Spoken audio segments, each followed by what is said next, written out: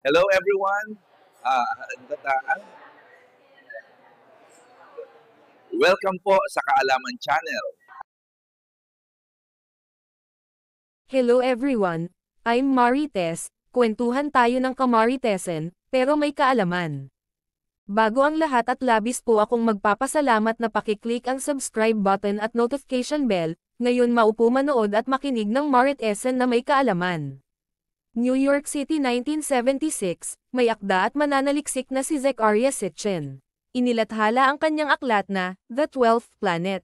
Matapos pag-aralan ang mga tabletang Sumerian cuneiform sa loob ng 30 taon, iginiit niya na ang mga tinatawag na Sumerian gods na ito, ay in fact extraterrestrials na dumaong sa lupa sa Mesopotamia mahigit 450,000 taon na ang nakalilipas. Ayon sa mga pagsasali ni Sitchin, ang Anunnaki ay parehong lumikha ng mga tao at mayroon ding bahagi sa pagbagsak ng sangkatauhan. Nang ang isang malaking baha ay halos sumire sa lahat ng buhay sa Earth, pero bakit? Ano ang layunin ng makalupang pagbisita ng Anunnaki? At bakit nila nilikha ang nilalang na kilala bilang tao? Sumulat si Zecharia Sitchin ng isang bilang ng mga mahusay na natanggap na mga libro sa Anunnaki na pinaniniwalaan niya ay karaniwang mga extraterrestrial na entity mula sa planeta na tinatawag na Nibiru. Na siya ay medyo kontrobersyal, maniwala ka talagang umiiral sa ating solar system. Ang kanyang teorya ay na-upgrade nila ang sangkatauhan at ginamit ang mga ito bilang uri ng isang uri ng alipin. Ayon kay MJ Evans PhD, may akda ng The Legacy of Zecharia Sitchin na unawaan ni Sitchin base sa kanyang interpretasyon ng mga tableta. Ang misyon ay may kinalaman sa pagkabigo atmosphere sa paligid ng planetang Nibiru at iyon nang dumating sila. Dumating sila sa minahan ng ginto. Ayon kay Jason Martel, may akda, Kaalaman Apocalypse. Nasira ng Anunnaki ang kanilang kapaligiran. At sa paggamit ng ginto, nalaman nilang kaya nilang magtagpi. Ang mga atmospheric hole na ito ay naging kwento ng ating sangkatauhan. Ang Anunnaki ay literal na dumating sa Earth upang minahan ng ginto, at kapag napagtatanto na napakahirap gawin ito, nilikha tayo bilang lahi ng manggagawa para gawin iyon. Ang hypothesis ni Zecharia Sitchin na ang Anunnaki dumating upang magtrabaho sa minahan ng ginto at pagkatapos ay lumikha ng mga tao upang may sagawa ang gawain ay parehong matapang at kontrobersyal.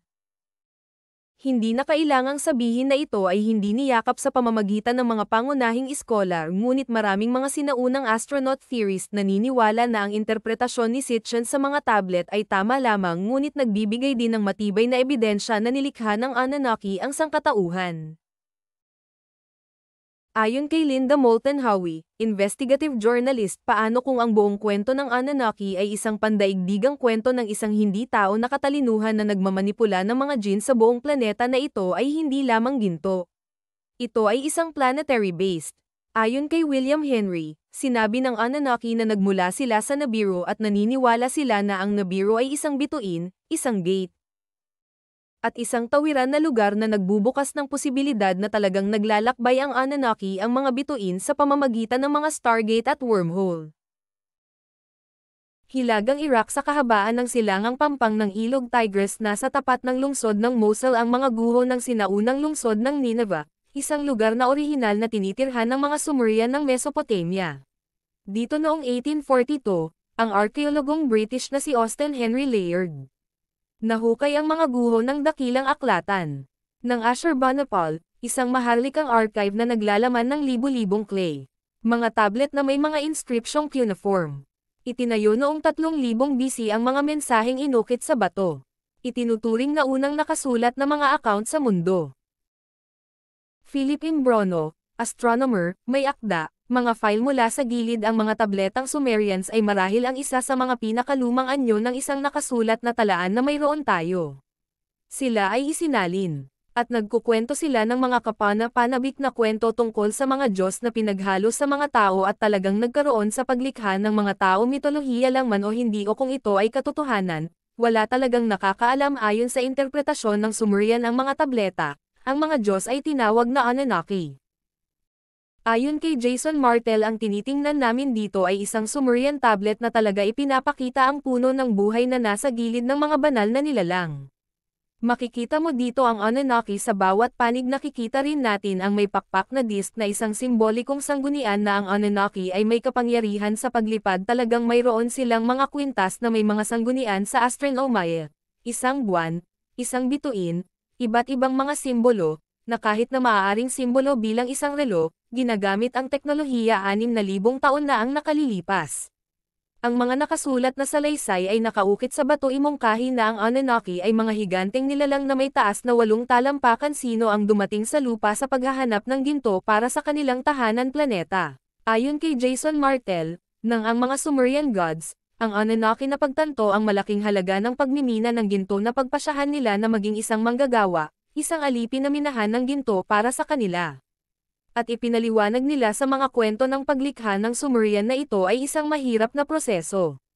Kaya't napakaposible na ang ating genetic evolution ay isang proseso ginawa ng Anunnaki upang likhain tayo sa kanilang imahe. At pagkatapos ng kanilang pagkakahawig George Norrie, nilikha nila ang tao ayon sa tekstong Sumerian. Nilikha nila sina Adan at Eva. Gaano kawili-wiling ang Biblia ay uulitin ang kwento ngunit magsasalita tungkol dito sa mga tuntunin ng Diyos. Nick Redfern, ito ay halos katulad ng mga napakahusay na nilalang na ito nagsisilbing guro. At tiyak, kultura at mitolohiya ng Sumerian puno ng mga kwento ng pagtanggap ng mga pagbisita from these mysterious higher entities that, pinagkalooban ng karunungan at ideya at konsepto.